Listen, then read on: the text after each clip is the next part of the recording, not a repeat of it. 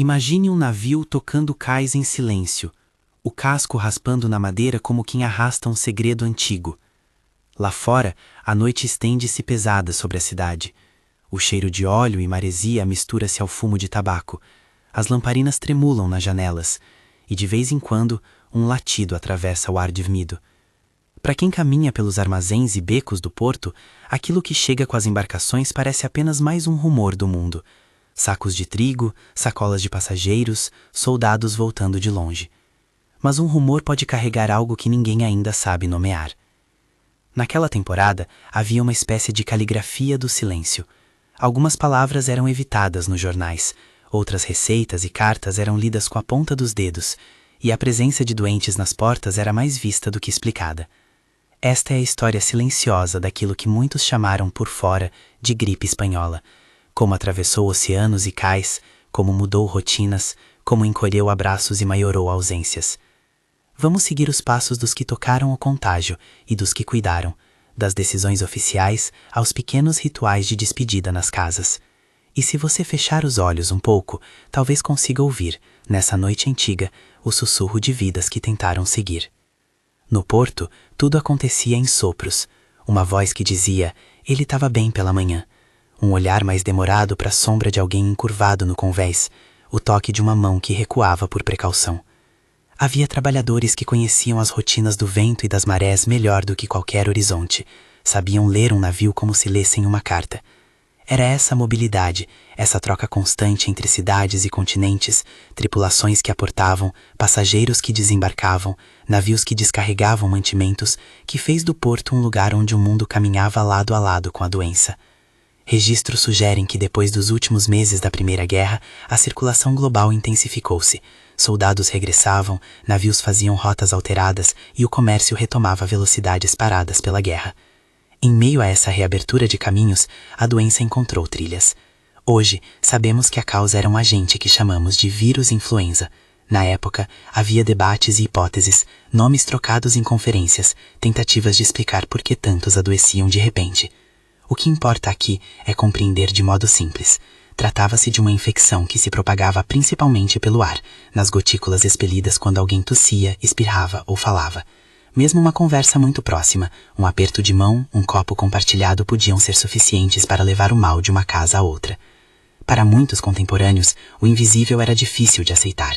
Não havia, então, o conjunto de exames e imagens que hoje identificam um agente microscópico com precisão.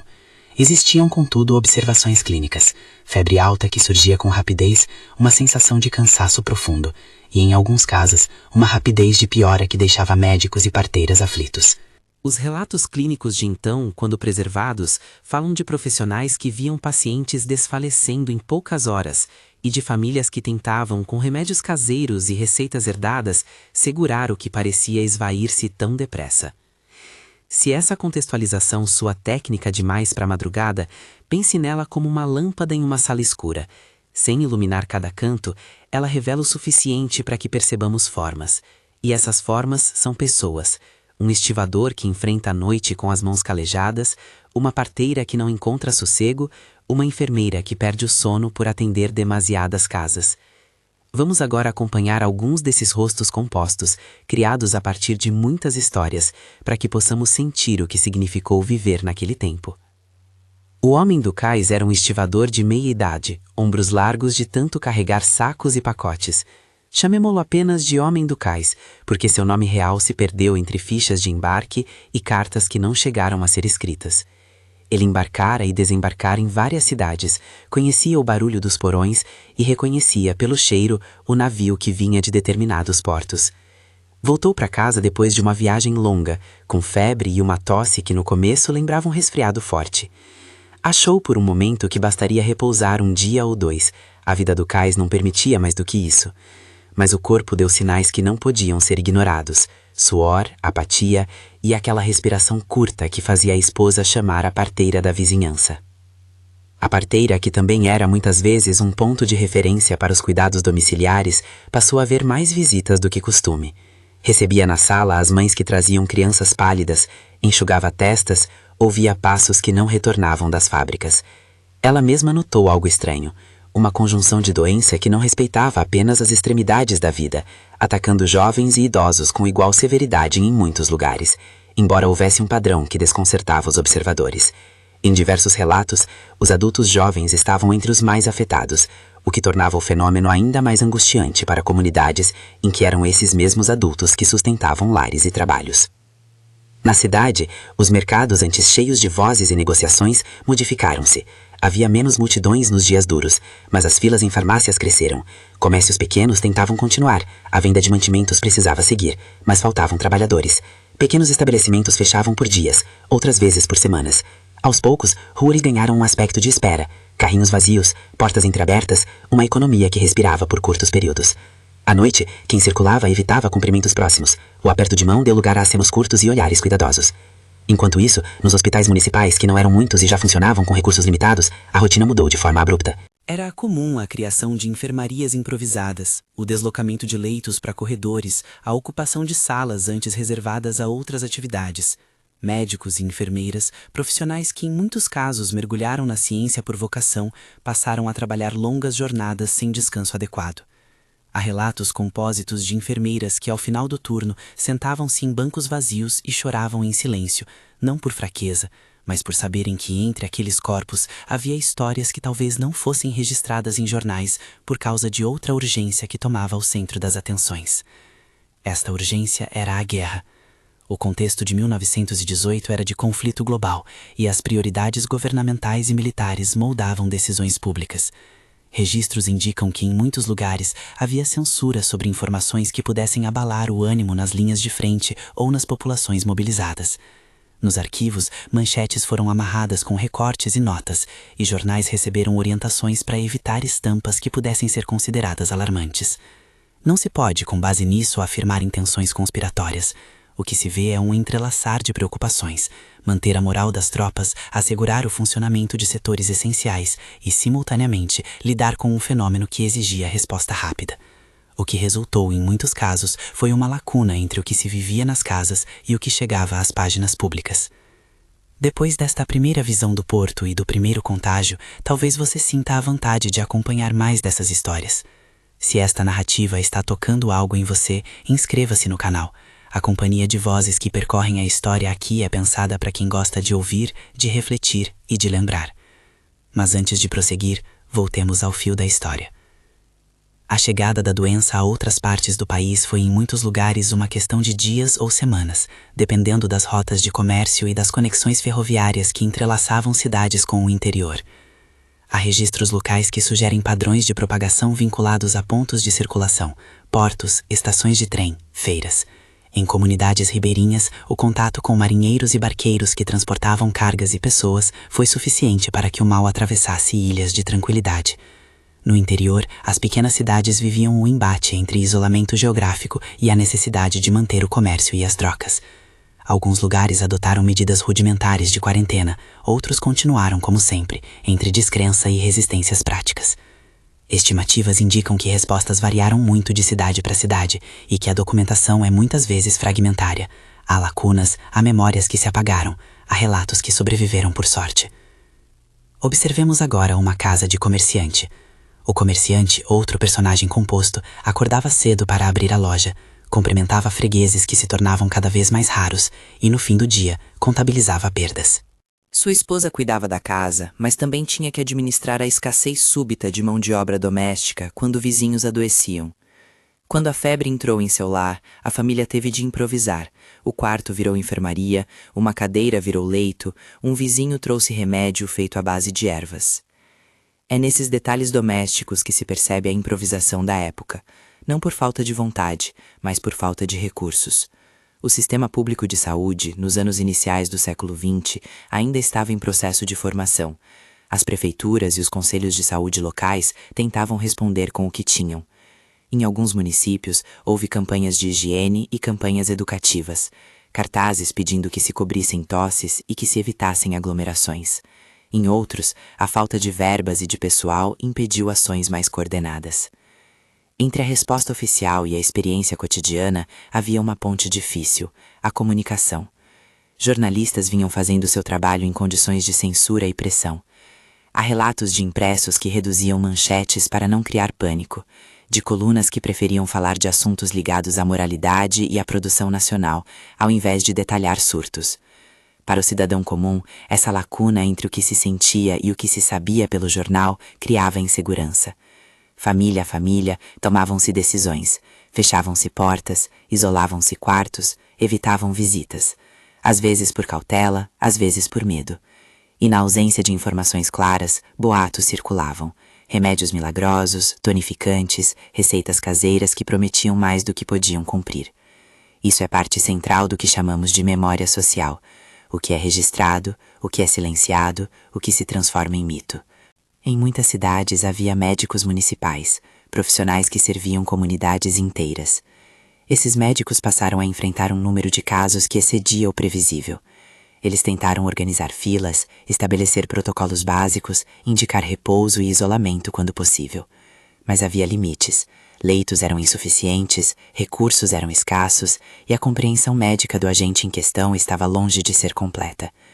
Alguns centros criaram hospitais auxiliares em salões e escolas, outros improvisaram barracas em pátios. Também surgiram gestos de compaixão, que por mais domésticos que fossem, foram fundamentais. Vizinhos que traziam refeições a famílias isoladas, mulheres que costuravam máscaras rudimentares, jovens que ajudavam a carregar lençóis e cobertores para hospitais temporários. Entre as micro-histórias, lembro-me da enfermeira de bairro, figura que resume a coragem cotidiana de tanto cuidado.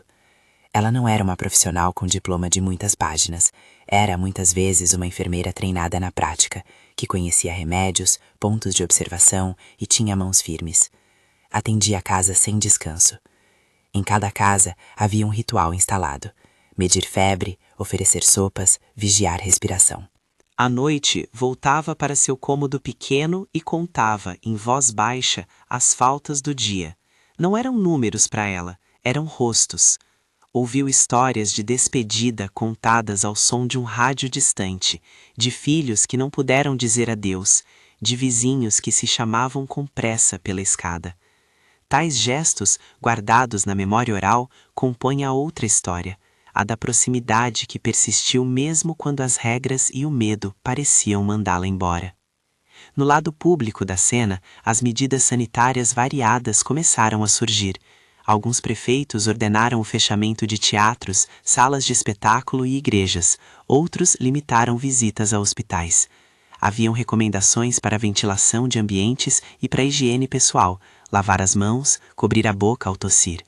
Tais medidas não eram universais e frequentemente resultavam de um diálogo tenso entre a necessidade de manter a ordem econômica e o desejo de proteger vidas. Onde havia fechamento de estabelecimentos, havia também consequências diretas: trabalhadores que ficavam sem renda, mercadores que não vendiam, famílias que passavam por insegurança crescente. Essa tensão entre saúde pública e subsistência é um elemento persistente da história e ajuda a explicar por que respostas foram tão desiguais em diferentes locais. Ao mesmo tempo, em muitas casas, a experiência do luto foi privatizada. Sem cerimônias públicas amplas, as despedidas foram muitas vezes reduzidas a rituais rápidos e íntimos. Um cortejo antes grandioso podia ser substituído por um vizinho que carregava o caixão enquanto poucos assistiam, ou por um enterro noturno para evitar olhar alheio. Esses arranjos deixaram marcas, ausência de memoriais públicos, relatos que se perderam, ressentimentos que nunca foram verbalizados. A censura e a pressa de retomar o comércio normal contribuíram para um silenciamento que durou décadas em algumas regiões. É por isso que falar desses tempos hoje é também um trabalho de escuta cuidadosa. Procurar entre jornais, cartas, diários e conversas antigas os fragmentos que ficaram. Houve reações curiosas e humanas. Algumas pessoas buscaram explicações morais, outras confiaram nas práticas tradicionais de cura.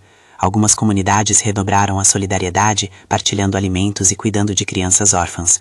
Outras, tomadas pelo medo, afastaram-se de vizinhos suspeitos. Em quase todos os casos, uma coisa era constante: a insegurança quanto ao futuro.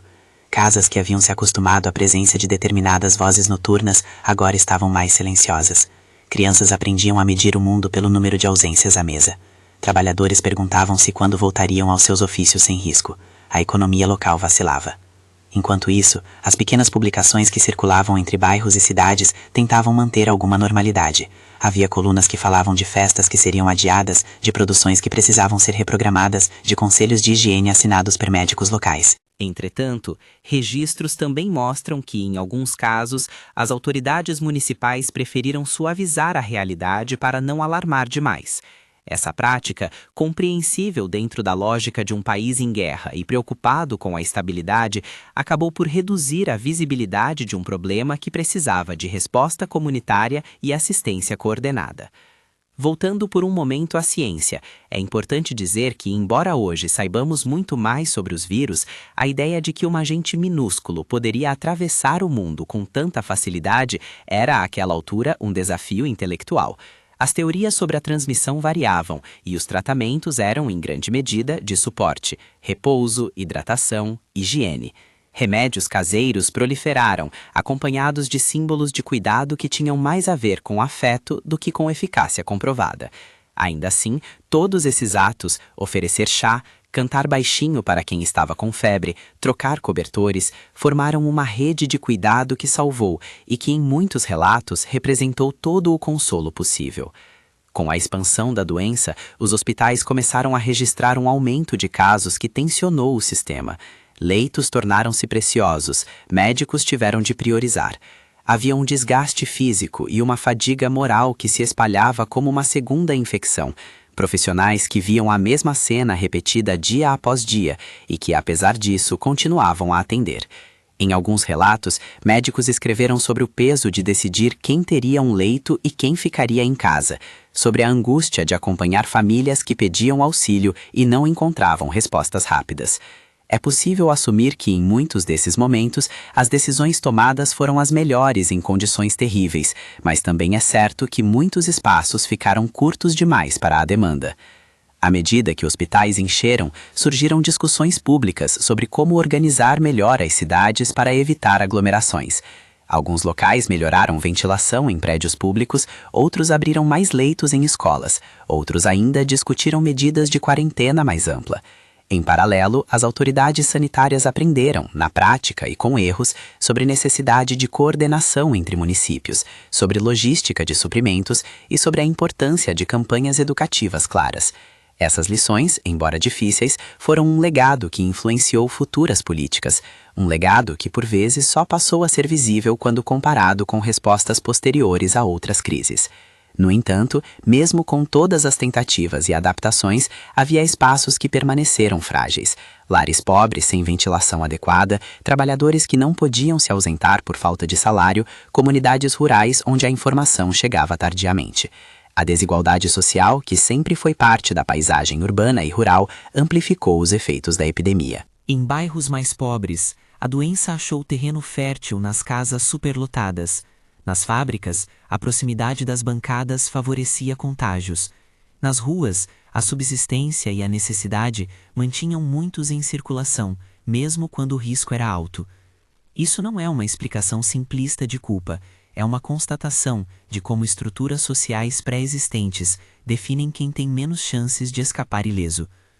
Ao falar de memória, é crucial reconhecer outro fato. Muitos relatos foram silenciados, porque as vozes das vítimas nem sempre tiveram eco nos arquivos oficiais. Cartas que pediam ajuda foram perdidas, diários foram incinerados, fotos não foram tiradas por preservação de privacidade ou por falta de recursos. Por isso, parte do trabalho de reconstrução histórica é fazer leitura sensível dos silêncios.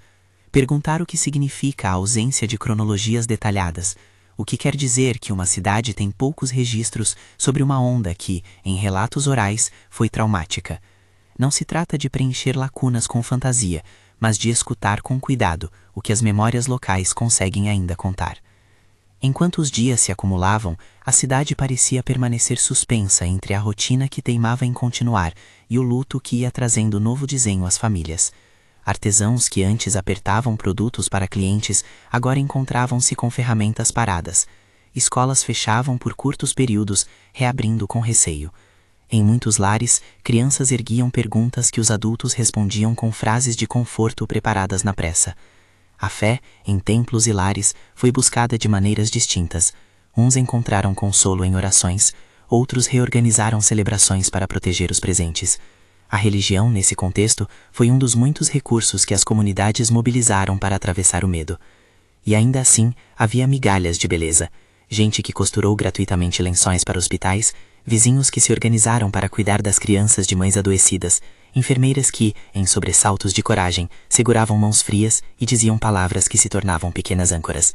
Esses gestos, simples e anônimos, foram parte do tecido que manteve comunidades unidas.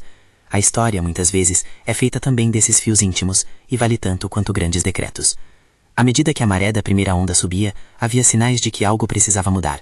As prefeituras se viam diante de uma dura escolha: como equilibrar economia e vida, como comunicar sem alarmar, como proteger sem fechar tudo. Em diversas cidades, as respostas foram mistas e localizadas. Em alguns bairros, a população se auto-organizou e criou rotas de entrega de alimentos. Em outros, a falta de coordenação deixou famílias à própria sorte. E no meio desse quadro, a censura e a necessidade de controle de informação continuaram a moldar o que era público e o que ficava relegado a sussurros. Quando a noite do porto volta ao seu primeiro enquadramento, percebemos que o navio que tocou o cais não veio sozinho. Trouxe consigo uma prova de como a conectividade humana pode espalhar tanto conforto quanto perigo. O silêncio que se seguiu não foi apenas ausência de ruído, foi um silêncio tecido por medo, por luto e por decisões políticas que juntas marcaram a memória pública. Ainda havia muito por frente. Mais ondas, mais improvisos hospitalares, mais famílias testando limites de resistência. E também havia lições que começavam a surgir, tímidas, como brotos em solo devastado. A história não termina aqui. Há pela frente episódios de maior tensão, decisões municipais que mudaram destinos, cerimônias improvisadas de despedida e tentativas de registrar aquilo que, no calor do momento, foi esquecido. Vamos seguir adiante, com calma, para ouvir mais desses rostos anônimos, para entender melhor as escolhas institucionais e para perceber como, nesse mapa de silêncio, surgem pequenas notas de memória que resistem. Outras ondas vieram, algumas mais rápidas, outras demoraram a se fazer sentir. Cada nova subida parecia sempre um pouco mais pesada do que a anterior. Nas semanas seguintes, as ruas ganharam um compasso de espera que já não era apenas temporário. As pessoas passaram a medir o dia pelo número de visitas que recebiam, pela presença ou ausência do barbeiro, pela porta entreaberta de um armazém que antes rangia com clientes. Essa economia de gestos transformou-se em outra paisagem urbana, mais contida, onde o cotidiano foi redesenhado pela necessidade de evitar um encontro físico. Em um desses bairros, a escola primária do lugarejo interrompeu suas aulas por tempo indeterminado. Havia um professor, homem de voz branda e olhar cansado, que guardava âncoras de preocupação. Além das lições, conhecia os filhos de seus alunos pelo nome dos pais, sabia quem dependia do trabalho noturno para comer no dia seguinte. A suspensão das aulas foi para ele um golpe duplo. Proteger crianças significava afastá-las do convívio, e muitas vezes também da única refeição quente do dia. Assim, as soluções surgiam às pressas, grupos locais organizaram rodízios de marmitas, um senhor do bairro emprestou sua cozinha para preparar sopas e voluntários passaram a entregar mantimentos às casas mais afetadas. Essas iniciativas eram muitas vezes discretas, sem anúncio nos jornais, porque o desejo era aliviar, não buscar reconhecimento. A ação solidária vivia como uma segunda rede de proteção, costurando buracos que o sistema público não alcançava. Em outro canto da cidade, um cortejo improvisado desceu a colina rumo ao cemitério municipal. Era uma procissão pequena e contida, feita por mãos que sabiam o peso de carregar um caixão. As práticas de despedida mudaram. Menos canções coletivas, mais silêncio contido, orações sussurradas por parentes próximos. O colecionador de memórias que, décadas depois, entrevistaria netos e filhas, encontraria relatos sobre enterros noturnos e missas adiadas. Registros de cartório muitas vezes registram apenas o essencial, nome, idade e local, e deixam de fora a trama de afetos que envolveu cada perda. Esse apagamento parcial faz com que a experiência do luto tenha 3 camadas: a da dor imediata, a da memória íntima e a da memória pública. Esta última frequentemente rachada por omissões. Em um hospital municipal transformado, havia um pequeno grupo de homens e mulheres que, fora da contagem oficial, sustentavam rotinas essenciais. Eram os carregadores, os serventes de limpeza, os cozinheiros que mantinham panelas de sopa aquecidas. Uma das histórias compostas que se repete nos relatos é a da jovem cozinheira do asilo improvisado. Ela não tinha formação médica, mas conhecia receitas que mantinham a força de quem estava debilitado. Sabia temperar sopas com palavras que acalmavam a garganta da solidão. Às vezes, um gesto simples, oferecer um copo de água morna, segurar um lenço, tornava-se a forma cotidiana de cuidado. Esses protagonistas anônimos sustentaram ritmos que muitos registros oficiais esqueceram de mencionar com a mesma ênfase. Nos corredores de prefeituras e conselhos de saúde, o debate era tenso e cheio de dilemas práticos. Autoridades tinham de decidir entre mandar fechar lojas e praças ou manter serviços essenciais funcionando. Em reuniões breves, discutia-se a logística de distribuição de lençóis, a possibilidade de converter prédios em enfermarias temporárias, a necessidade de mobilizar trabalhadores voluntários. Algumas cidades adotaram ordens de fechamento parque por parque, igreja por igreja. Outras optaram por orientações menos engessadas, incentivando ventilação e cuidados caseiros. Registros locais indicam que raramente houve uniformidade de medidas. As decisões eram reflexos de prioridades imediatas, de recursos disponíveis e, em muitos casos, de pressões econômicas que impediam bloqueios mais rigorosos. Há também histórias de resistência, não ideológica, mas prática. Trabalhadores de fábricas que não podiam se permitir perder um dia de salário continuaram a ir às suas bancadas, muitos deles porque a alternativa era a fome. Em oficinas e teararias, a presença continuada de operários criou bolsões de transmissão que se arrepiavam quando se observavam falhas na ventilação e proximidade nas bancadas. Não é produtivo culpar indivíduos por escolhas feitas sob pressão. É preciso olhar para as estruturas que obrigaram essas escolhas. As condições de trabalho prolongaram a vulnerabilidade. A falta de redes de proteção social deixou famílias inteiras dependentes de uma única renda. Assim se multiplicaram situações em que o contágio encontrou facilidades. No Jornal da Cidade, o editor de produção, figura compósita cujo nome real se perdeu, fazia escolhas diárias entre reportar surtos e publicar notícias que mantivessem leitores informados sem acender pânico. A censura, quando presente, não funcionava como uma conspiração unívoca, mas como um mecanismo de filtragem que respondia a diversas pressões. Militares preocupados com a moral das tropas, políticos temerosos por agitação social, empresários receosos de prejuízo econômico. Em consequência, as manchetes passaram a dar mais espaço a temas que pudessem ser lidos como estabilizadores. Ao folhear jornais antigos, encontra-se esse equilíbrio tênue, colunas que tratam tanto de hábitos de higiene quanto de chamadas sobre safra ou festa local. A própria linguagem da imprensa foi cuidada e autocensurada em muitos casos, criando uma narrativa que não coincidia inteiramente com o que se percebia nas ruas.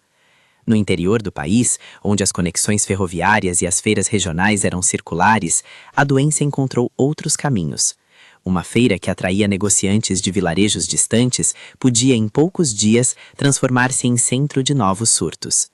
Ao mesmo tempo, a geografia ajudava também a frear a velocidade.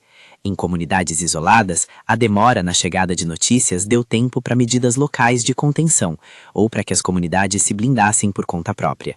Há relatos de pequenas vilas que decidiram interromper o comércio com vizinhos por semanas e assim conseguiram atrasar a chegada do surto. Essas decisões não foram universais e seus resultados variaram, mas mostram como a geografia e a organização social local influenciaram o curso da epidemia. Entre as medidas emergentes, surgiram iniciativas que, com o tempo, se tornaram parte da memória institucional. Campanhas de higiene começaram a difundir mensagens simples e diretas: cobrir a boca ao tossir, ventilar cômodos, evitar aglomerações. Em algumas cidades, cartazes foram afixados em pontos de comércio e médicos locais deram entrevistas às rádios que já existiam. Em outras, houve distribuição limitada de máscaras improvisadas, peças de tecido costuradas por mãos voluntárias que se espalharam pela cidade.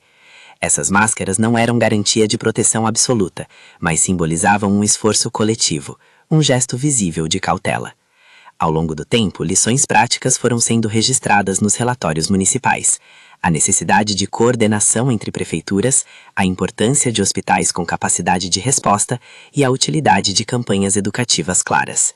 Muitas dessas lições, contudo, só viriam a ser reconhecidas com mais ênfase anos depois, quando comparadas com respostas a crises posteriores. Em meio a tudo isso, a guerra continuava a moldar o cenário. Tropas que eram deslocadas, forças que voltavam para casa, navios que cruzavam rotas, todos esses movimentos mantiveram a tensão entre mobilidade e vigilância. Oficiais militares e autoridades civis às vezes discordavam sobre medidas de contenção, e essas diferenças contribuíam para a fragmentação das respostas. É prudente salientar que tais decisões não provêm necessariamente de malícia, mas de prioridades divergentes em um contexto difícil. Proteger trincheiras e rotas, proteger economias e, ao mesmo tempo, salvar vidas. As histórias de quem cuidava continuaram a marcar lembranças. A parteira, que já havíamos encontrado, via-se agora dividida entre atender nasciceiras e cuidar de doentes adultos. Em uma manhã, ela poderia receber a notícia de um jovem que não resistira e, à tarde, ajudar no nascimento de uma menina que iria inaugurar uma nova vida em meio ao luto. Sua casa transformara-se em um corredor de destinos, ataduras, chá, panos limpos, canções de ninar.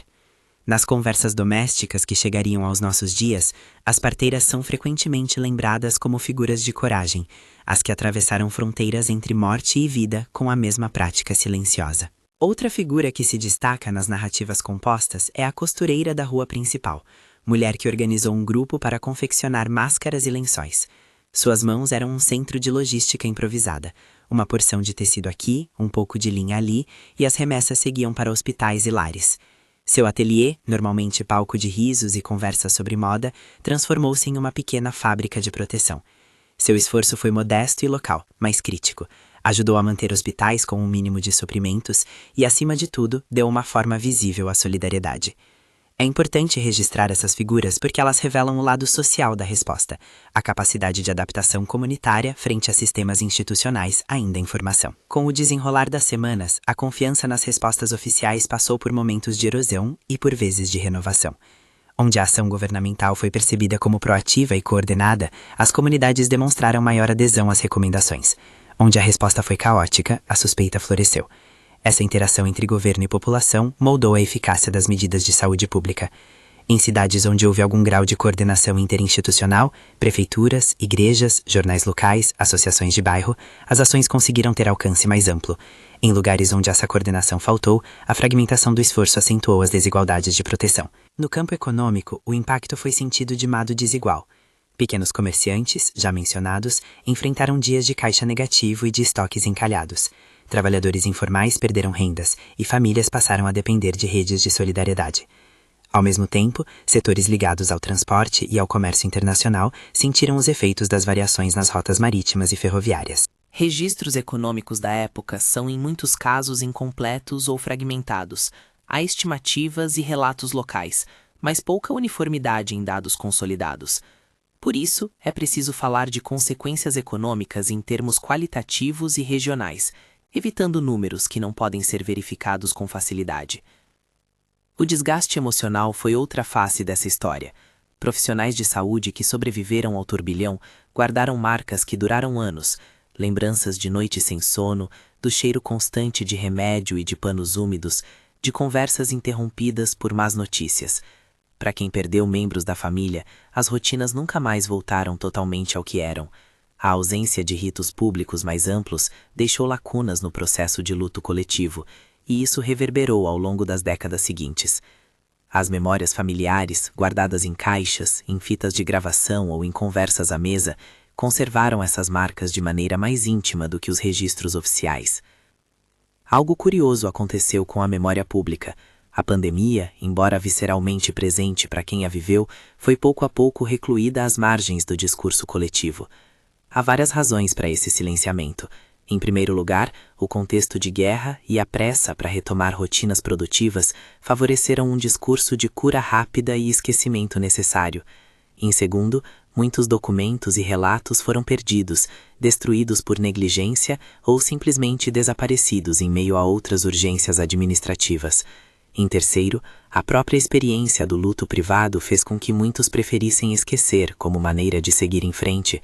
Registros orais mostram que famílias guardaram histórias como cicatrizes fechadas, que só muito tempo depois puderam ser relatadas com alguma distância. Quando historiadores mais tarde começaram a revisitar esses episódios, encontraram um conjunto de arquivos às vezes generoso e em outras ocasiões notavelmente escasso. Há cidades onde jornais locais preservaram crônicas valiosas, em outras houve pouca documentação formal. Essa variação regional demonstra que a memória é muitas vezes dependente de condições locais, da presença de jornalistas dedicados, de conselhos de saúde com capacidade de arquivamento ou mesmo de famílias que preservaram cartas. Reconstruir o mapa completo daquela temporada exige escuta atenta e leitura sensível dos silêncios. Por outro lado, o legado em termos de saúde pública não foi totalmente apagado. Registros e análises posteriores indicam que a experiência trouxe à tona a necessidade de estruturas sanitárias mais organizadas. A aprendizagem foi prática, a compreensão de que os municípios precisavam de protocolos, de leitos extras, de campanhas educativas e de capacidade de mobilização em emergências. Em algumas localidades surgiram melhorias administrativas e a criação de serviços de saúde local mais sólidos. Em outras, as mudanças foram lentas. É importante afirmar, contudo, que essa evolução institucional não foi uniforme e que muitos avanços só se consolidaram com o passar das décadas, em resposta a outras crises também. Há ainda a história das pequenas inovações técnicas e administrativas que se enraizaram, a prática de isolar doentes em locais específicos, a organização de listas de contatos, a tentativa de mapear surtos por bairros, a padronização de comunicações públicas. Nem todas essas práticas foram científicas no sentido atual. Muitas nasceram da experiência e da tentativa de preservar o que era possível. Essas práticas foram ajustadas e aperfeiçoadas com o tempo, mas suas sementes podem ser rastreadas em relatórios e lembranças daquele período. No plano social, ficou evidente que desigualdades estruturais determinaram muito do desfecho individual. Lares mais pobres, de moradia apertada, enfrentaram maiores desafios para isolar doentes. Trabalhadores sem rede de proteção continuaram a expor-se ao risco para garantir sustento. Comunidades rurais muitas vezes dependeram de estratégias locais de contenção. Essa geografia da vulnerabilidade é um ensinamento que atravessa o tempo. Crises de saúde tendem a acentuar diferenças que já existem. Voltando aos micro-relatos, lembro da família do comerciante que vimos antes. Depois de semanas de cuidado improvisado, a esposa que adoecera recuperou alguma força, mas o comércio demorou a reabrir. O casal reorganizou afazeres, trocou determinadas práticas e passou a ser mais cauteloso. Na rua, quem observasse de fora poderia ver uma casa com janelas abertas e um quadro de solidariedade, vizinhos que ajudavam a manter a despensa. Essas pequenas reconfigurações da vida cotidiana mostram a capacidade de resiliência e adaptação que também foi parte dessa história. E há também a lembrança de um jovem soldado que chegara de terras distantes e carregara consigo a desconfiança de voltar a uma rotina normal. Sua presença nas ruas, inicialmente vista com curiosidade, tornou-se um lembrete físico de como a mobilidade humana, viagens, regimentos, comércio, tem sempre um custo invisível que se manifesta no corpo das cidades. Testemunhos compostos falam de recepções contidas, de abraços evitados e de um sentimento coletivo de fragilidade. Para muitos, o retorno da guerra não trouxe apenas feridas visíveis, mas também uma angústia difusa que se sobrepôs ao medo do contágio. À medida que os meses passaram, algumas cidades conseguiram reduzir a pressão sobre hospitais. Em outras, os ciclos de novos casos continuaram a surgir irregularmente. A ideia de que a pandemia teve um fim claro e universal não encontra respaldo nos relatos locais, que descrevem um ritmo descontínuo, períodos de alívio seguidos por ressurgimentos. Essa irregularidade ajudou a moldar memórias fragmentadas e a amplificar a sensação de que a doença nunca fora totalmente vencida, mas apenas contida por fases. O silêncio que permeou aquela temporada acabou por se consolidar em duas direções. Por um lado, um desejo coletivo de seguir adiante. Por outro, a formação de memórias sutis, registradas em cartas, fotos, músicas e conversas de família. O trabalho de recuperar essas vozes exige que se escute não apenas os grandes arquivos, mas também os cantos de casas e as prateleiras de livros antigos. Histórias de famílias que guardaram cartas e receitas de remédios caseiros, de igrejas que preservaram listas paroquiais, de voluntários que mantiveram diários. Tudo isso compõe o material que permite reconstruir a textura humana do que aconteceu. Chegamos assim a um ponto onde é possível retirar algumas lições cuidadosas. Primeiro, a importância de reconhecer a pluralidade de experiências. A pandemia não foi um evento homogêneo, mas um conjunto de vivências que variaram conforme geografia, condição social e respostas locais. Segundo, o papel da mobilidade e das trocas na disseminação de doenças. Portos, estações e feiras funcionaram como pontos de entrada e propagação. Terceiro, a articulação entre censura e memória. A necessidade política de controlar narrativas durante a guerra contribuiu para o apagamento parcial de registros públicos. E, por fim, a centralidade da solidariedade cotidiana. Gestos pequenos, anônimos, que não aparecem em manchetes, foram decisivos para sustentar famílias e comunidades.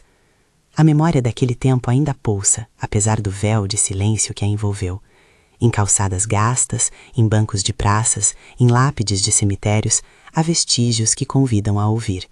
Há também um convite mais amplo, olhar para o passado com cuidado para que possamos reconhecer, no presente, as estruturas que tornam uns mais vulneráveis do que outros. Não se trata de buscar culpados, mas de compreender como sistemas, decisões e desigualdades moldam resultados coletivos. Voltamos, por fim, à imagem inicial do porto. A embarcação que tocou o cais naquela noite levou e trouxe mais do que mercadorias. Carregou histórias, memórias e silêncios. Hoje, quando olhamos para o mar, podemos ver a continuidade desse movimento, as rotas que unem lugares, os rostos que transitam entre cidades, as pequenas rotinas que sustentam o viver coletivo. O porto permanece como metáfora, local de chegada e partida, ponto de encontro entre o conhecido e o incerto. Fechar essa narrativa é ao mesmo tempo reconhecer o que foi perdido e agradecer o que se preservou. Pessoas anônimas, cujos nomes talvez não estejam em livros de história, foram as que mantiveram a vida nos momentos mais duros. Suas ações, de costurar máscaras a cozinhar sopas, de segurar mãos frias a organizar entregas, merecem ser lembradas com dignidade. Se ao ouvir estas histórias você sentiu compaixão ou curiosidade, considere buscar as fontes locais, as memórias de família, as coleções de jornais. Elas guardam pedaços dessa história que muitas vezes ficaram à margem. Se quiser aprofundar a leitura, consulte a lista de referências e materiais complementares disponível na descrição deste vídeo. Lá há indicações de arquivos, livros e playlists com outras narrativas em tom sereno para acompanhar suas reflexões. Por ora, permita-se fechar os olhos e pensar nas vidas anônimas que, em noites silenciosas como aquela, sustentaram o mundo com gestos humildes. Que essa lembrança nos ensine a valorizar o cuidado cotidiano e a ouvir com atenção os silêncios que a história deixou. Boa noite.